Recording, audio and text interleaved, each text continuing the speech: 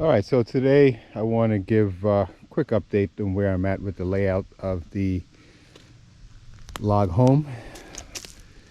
So these are the stakes that I filmed myself installing, and right now they are pretty much around the exterior of the home.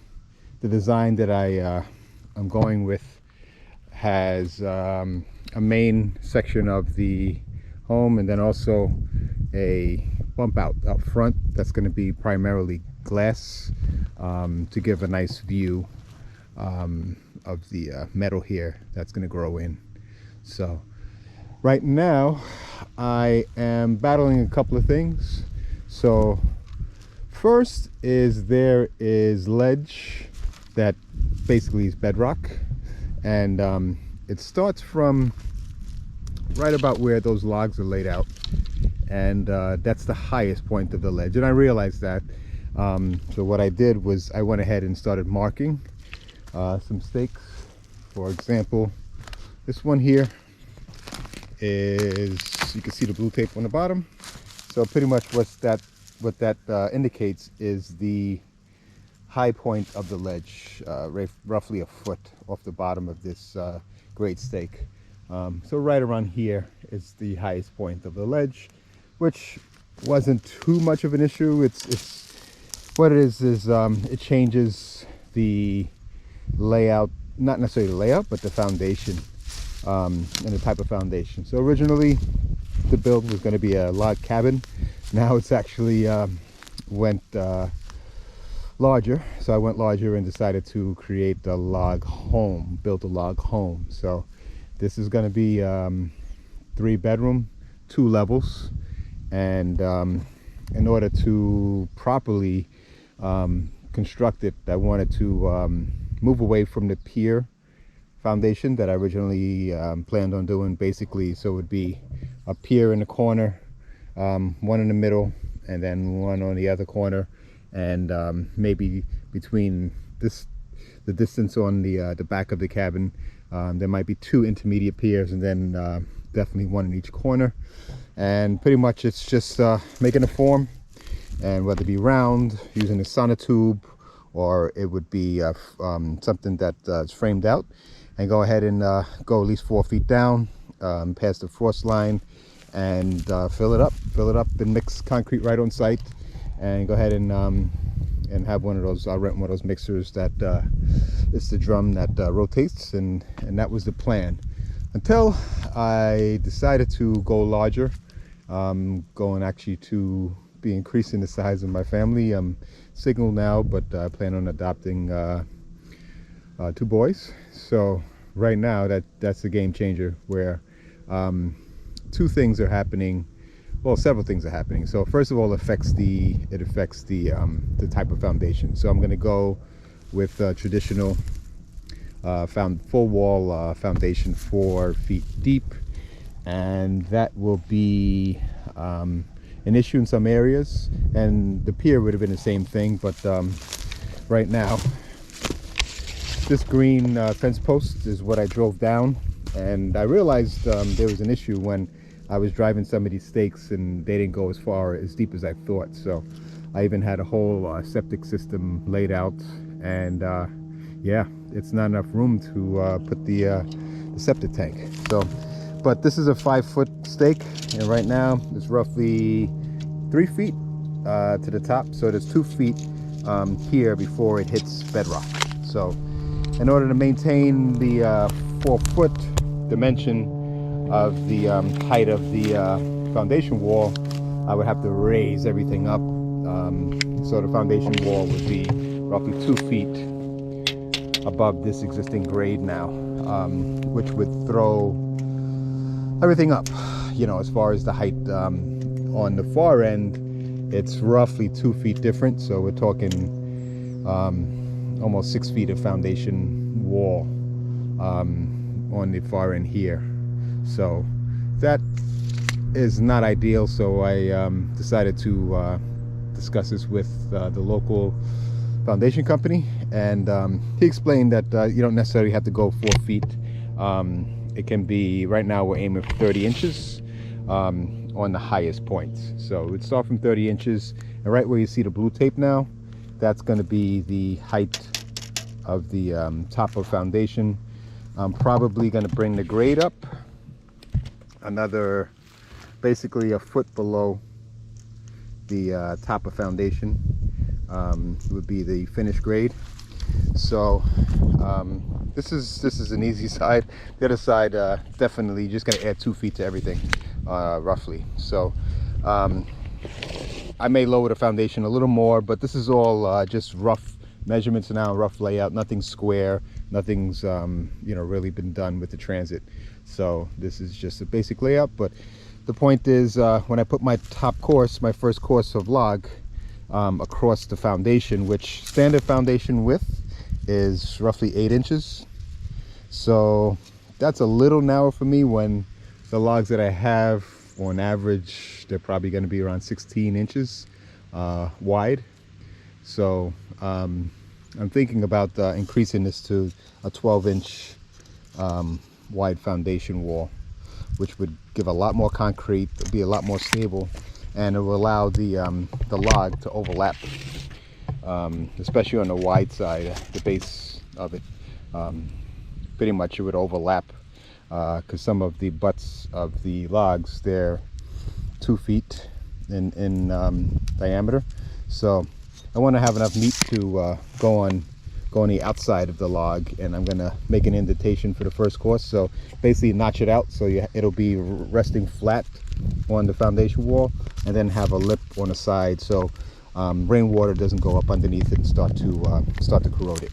So all that being said, this is the time that I realize the septic system has to move.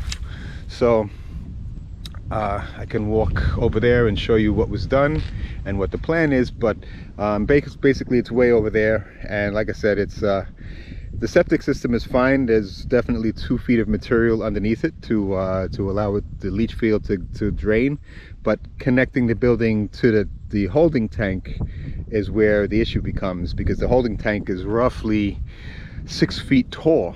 So with only 2 feet of coverage, the math didn't line up. Even though you see the blue tape, it's pretty high up, but that's still going to present an issue.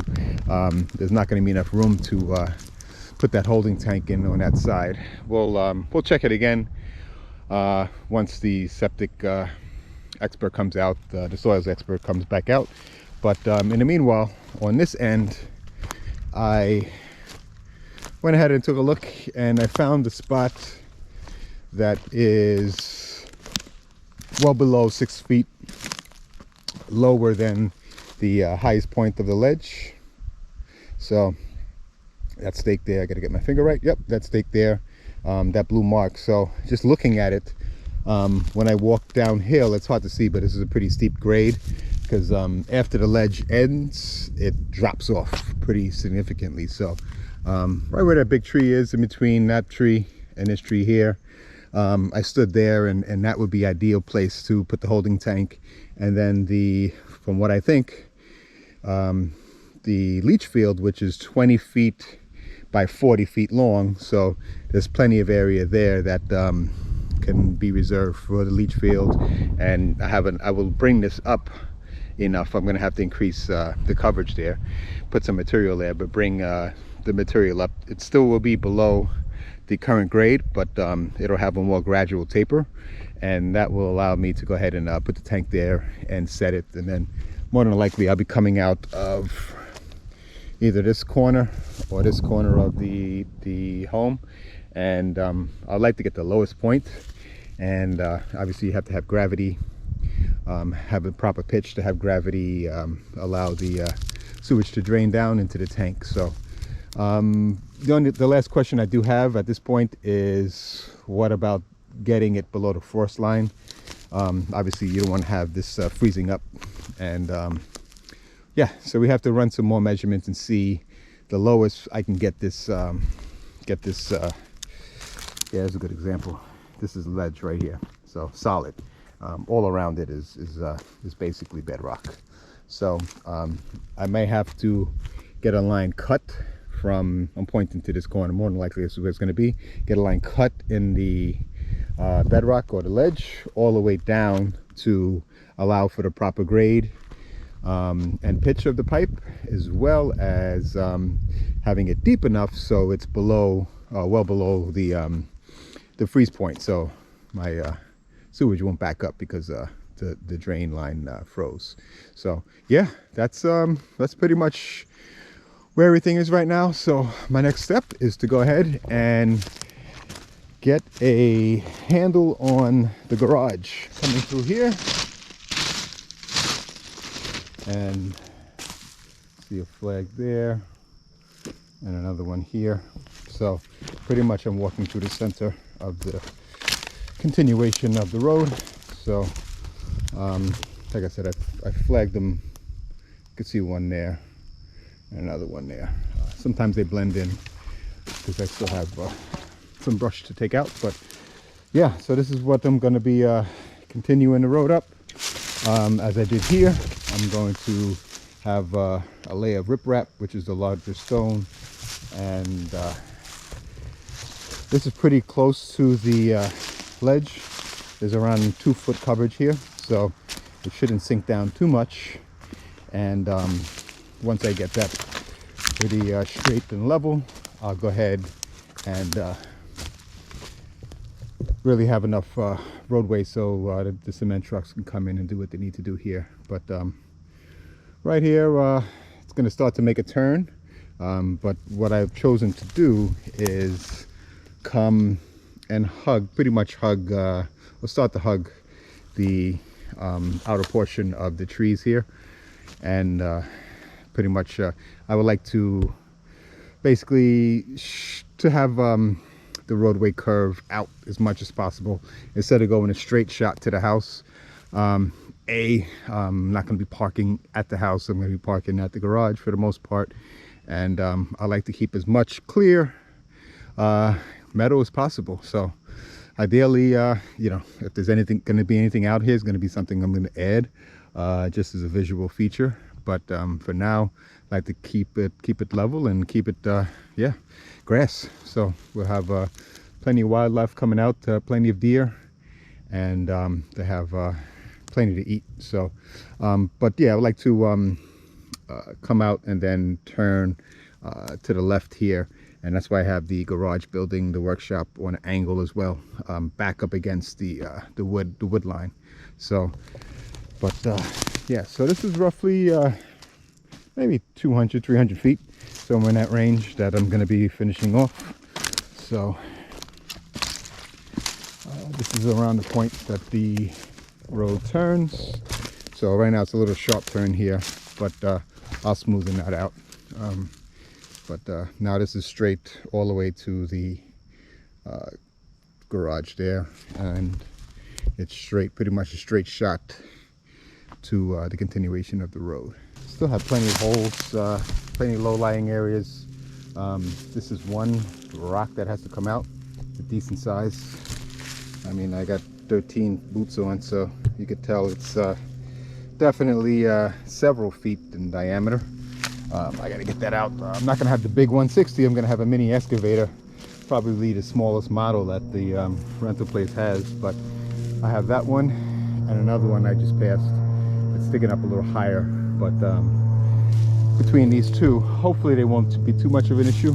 And right where the road is really on the outside of that that rock that's there, so may not be an issue. So if anything, I have to adjust and move around it and keep that there as a milestone or monument, should I say.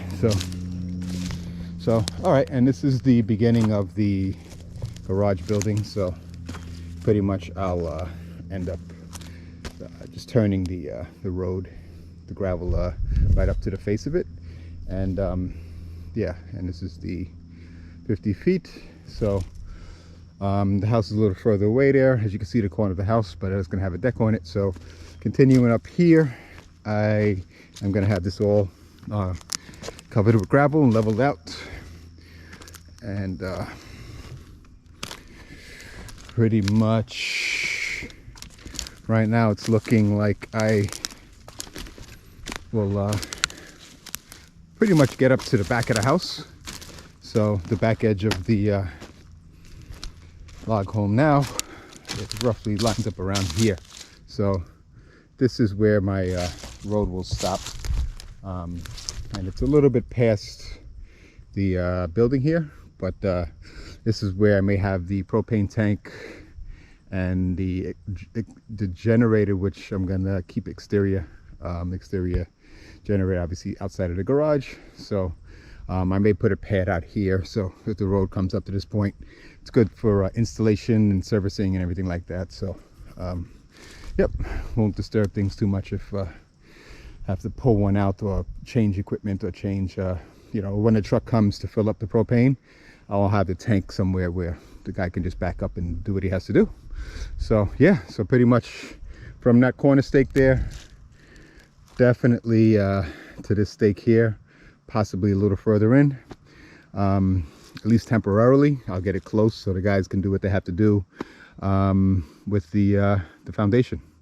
So yeah, so that's pretty much it.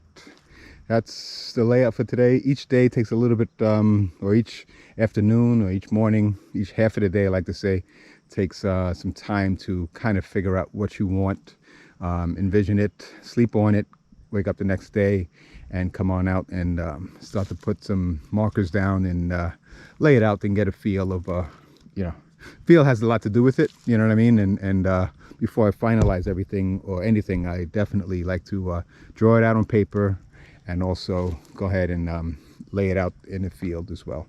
So and then from there I can tweak it. And the good thing is I have a blank slate here, so there's nothing fixed at this point until the day of tomorrow when septic guy comes. More than likely the septic system will be over there, and that will be the first fix point. And from there I can fix the location for the home and finally the garage. So, but in the meanwhile, gonna be getting some material, talking to the local guy, see if he can deliver it. If not, I have to get a dump truck and go ahead and haul it. But yeah, see what I can do to get this road in. One step that has to be done anyway, and might as well get it done now.